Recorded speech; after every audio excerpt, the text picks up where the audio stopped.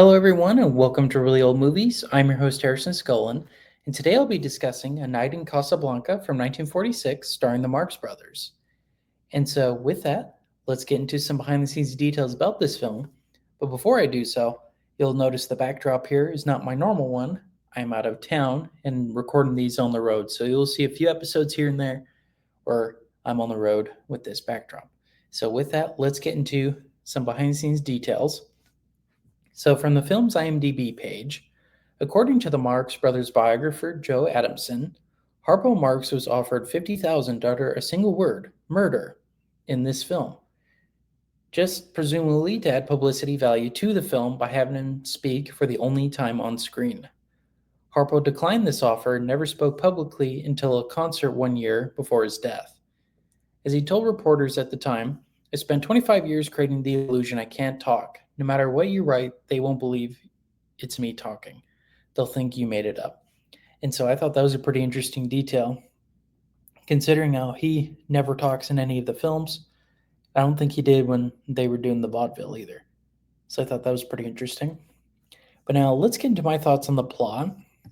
So the plot, I give it a 3.5 out of 5. I thought it was a good story, but if I'll be honest, this is not one of the best Marx Brothers movies. And unfortunately, it kind of shows how old they were getting at this point. Unfortunately, um, I really only liked Groucho. He's my favorite anyway, but definitely I liked his storyline the most of being a crazy hotel owner and they're trying to plot his assassination. The Nazis are. I think that's a really funny story, and everything with him was the best part of the movie. But everything with Chico and Harpo, like for the most part for me, but definitely in this movie, I did not like. And we spent a lot of time with them. I much prefer to be with Groucho, not with them. And his jokes were the best. The slapstick, though, that Chico and Harpo do, which I usually like, I think is much, much better in Animal Crackers, Night at the Opera, and what's the other one? Was it Duck Soup? I think Duck Soup is the other one I'm thinking of. I've seen a lot of their movies. I just get them all mixed up because their titles have nothing to do with what happens, except for this one. And I think A Night at the Opera and Horse Feathers. But anyway, um, to me, the story is saved because of Groucho and his storyline. Because other than that, I really don't like any of the Chico and Harpo scenes. Now, I also really like the main bad guys, though. I thought their storyline was funny. And that's kind of more of an acting. I'll get to it in that later, but I don't know. I just thought the scenes with them were funny, especially the suitcase one and other ones like that. I think they added to the story. Now, for the most part, these movies, they're not great plots or anything like that. They're just really setups for gags. I just thought they've done better ones. This is definitely not the highlight of their career. And so that's why I gave it a 3.5 out of 5. All right, let's move on to the acting. So I give it a 4, just because Groucho saves it for me, and so does uh, Lisette Varia. Probably butchering her name, sorry. Their scenes together are hilarious because one of the scenes, she's trying to get him out of his room into her room so that they can plot his assassination. But then some event happens to where they end up going into her room and then back to his, and they're just switching back and forth. They're hilarious. That's probably one of the funnier moments of the film.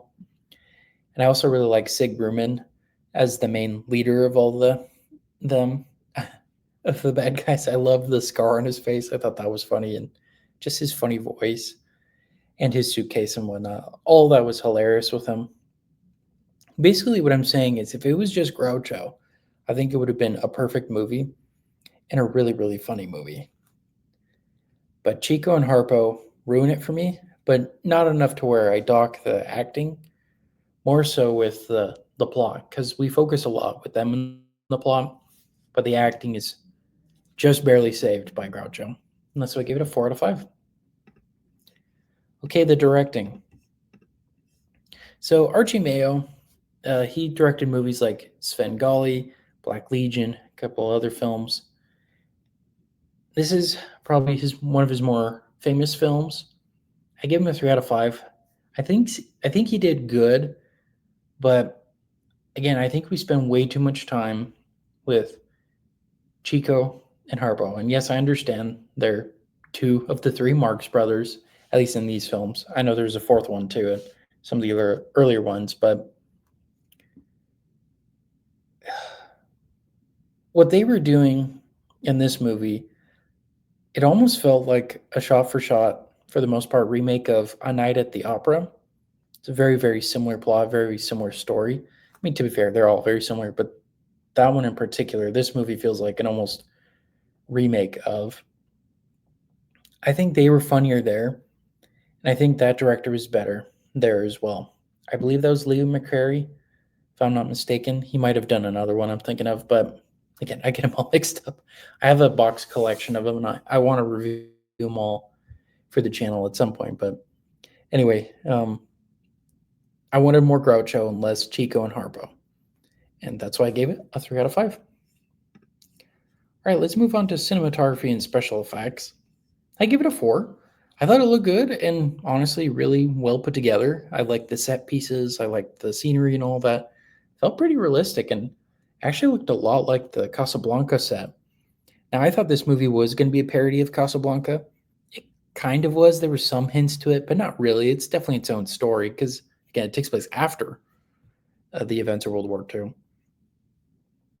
Um, Again, it was more similar to one of their earlier films and kind of attaches more onto that, like A Night at the Opera and Animal Crackers and all of those.